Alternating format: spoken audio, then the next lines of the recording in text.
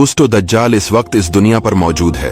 दज्जाल अभी आया नहीं है और किसी को पता नहीं है कि दज्जाल इस वक्त कहाँ है और आखिर में जमीन के किस हिस्से से निकलेगा।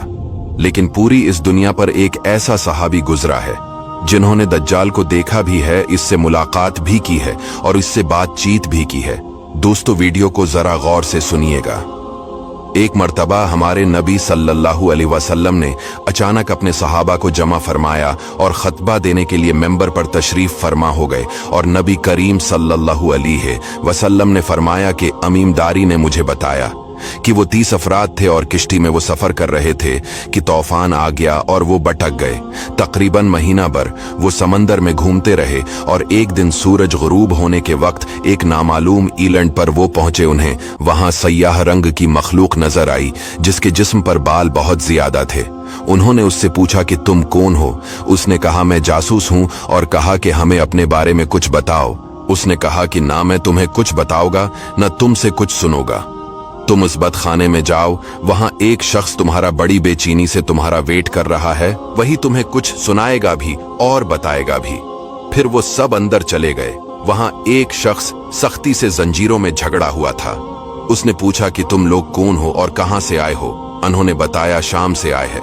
उसने पूछा, अरब का क्या हाल है? और एक शख्स वहां पैदा होना था, उसका क्या हाल है? यानी हमारे नबी अलैहिस्सलाम के बारे में पूछा। सहाबा ने बताया कि वो अच्छे हाल में है। पहले तो उनकी मुखालफत हुई, लेकिन अब वो तमाम अरब पर वो गालिब हो गए हैं। ये सुनकर उस शख्स ने 3 चीखें मारी और बोला कि मैं दज्जाल हूं और कहता है अनकरीब में आजाद हो जाऊंगा और जमीन का चप्पा चप्पा में गुमूंगा और इसका कोई हिस्सा नहीं छोड़ूंगा सिवाय मदीना के, क्योंकि मुझे में वहां जाने की ताकत ना होगी। और एक रिवायत की रोशनी में ये बात भी कही जाती है कि दज्जाल को हजरत सुलेमान अलैहिस्सलाम ने कैद किया था। दज्जाल का फितना तारीख में एक बहुत बड़ा खतरनाक फितना है। दज्जाल का जो हलिया बताया गया है वो ये है कि दज्जाल एक जवान मर्द होगा, लंबा कद होगा, एक आंख से काना होगा और एक आंख खून आलूद हो गए। दज्जाल की पेशानी चौड़ी होगी और उसकी पेशानी पर लिखा होगा काफिर, जिसको हर मुसलमान पढ़ेगा और काफिर को नजर ना आएगा। दज्जाल के निकलने से पहले दुनिया बहुत बुरी हालत में होगी। इसके निकलने से पहले 3 साल पहले इस दुनिया में खशक साली फैली होगी। दीन के मामले में लोगों में कमजोरी पैदा हो चुकी होगी। तब दज्जाल ईस्ट साइड से अस्बहान या खुरासान शहर से निकलेगा और जमीन पर 40 दिन रहेगा, जिनमें से एक दिन 1 साल के बराबर होगा, दूसरा दिन महीने भर के बराबर होगा और तीसरे दिन हफ्ता के बराबर होगा। इस मद्दत में दज्जाल अपने गद्धे पर सवार होकर सारी दुनिया का चक्कर लगाएगा।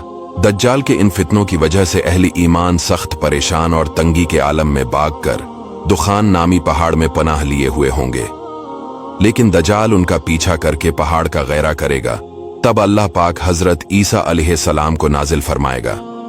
जब हजरत ईसा अलैहिस्सलाम इस दुनिया में आ जाएंगे तो उनको देखते ही दज्जाल ऐसे मेल्ट होगा जैसे पानी में नमक मेल्ट होता है। आप अलैहिस्सलाम दज्जाल को मकाम लित पर कत्ल करेंगे और उसके फॉलोअर्स में से किसी को भी जिंदा नहीं छोड़ेगा। ये फितना बहुत शदीद होगा। नबी पाक अलैहिस्सलाम ने फरमाया कि जो सूरह कहफ की पहली 10 आयतें याद करेगा दज्जाल के फितने से महफूज रहेगा।